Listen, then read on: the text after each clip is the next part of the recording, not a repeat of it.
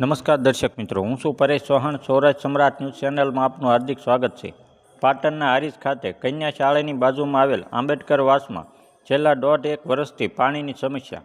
આ સમસ્યા બાબતે હારીજ નગરપાલિકાના ચીફ ઓફિસર પ્રમુખ, હારીજ મામલતદાર કચેરી સ્વાગત ફરિયાદ, પાટણ જિલ્લા કલેક્ટર સ્વાગત પ્રમુખશ્રીની વખત રજૂઆત કરવા છતાં હારીજ નગરપાલિકાના સત્તાધિકારીઓ દ્વારા આ પાણીનો આંબેડકર વાસનો કોઈ પ્રશ્નનું નિરાકરણ આવતું નથી.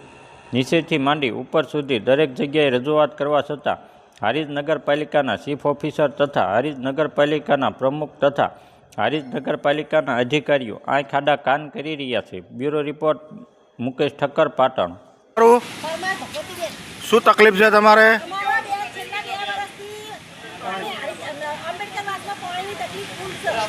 કેટલા ટાઈમ આવે પાણી?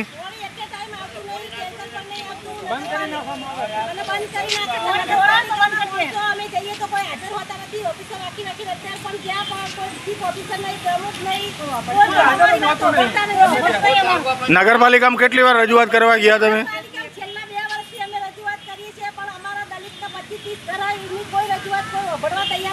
કોને કોને રજૂઆત કરી તમે?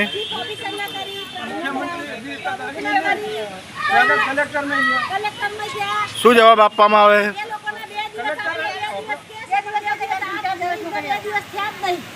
તકલીફ છે તમારે? 2 વર્ષથી પાણી જ આવતું નહીં બિલકુલ.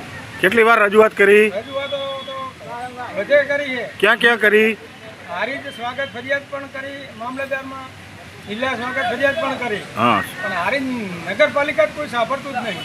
બરોબર. સાંભળવા તૈયાર નહીં. શું નામ તમારું? મારું નામ મિતેશ પરમાર.